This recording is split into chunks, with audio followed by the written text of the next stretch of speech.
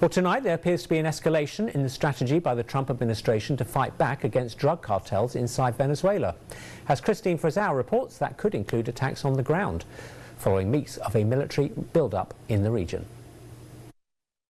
Up to this point, U.S.-led attacks on so-called drug boats from Venezuela have taken place in international waters. The government of the Dominican Republic, which said it worked alongside the U.S. on a recent mission, later shared these pictures. It says show some of the more than 300 packages of cocaine recovered from the boat.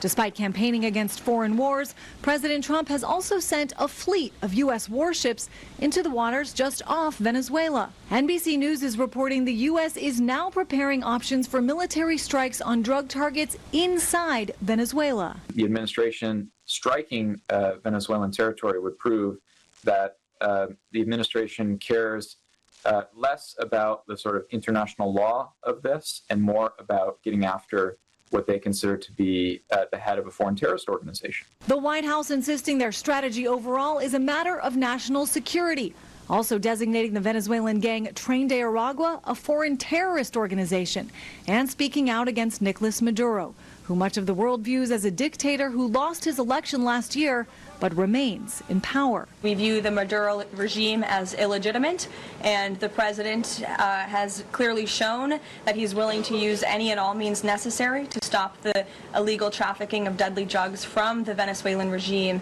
into the United States of America. Venezuela responding by staging military drills, also accusing the U.S. government of trying to remove Maduro from power. There is the criminal aggression that in the last decade has been waged against Venezuela to allow external powers to get their hands on Venezuela's natural resources and usher in a so-called regime change. Now, according to reports, the strikes inside Venezuela could happen within the next several weeks and would primarily focus on drone strikes against drug trafficking group members and drug labs.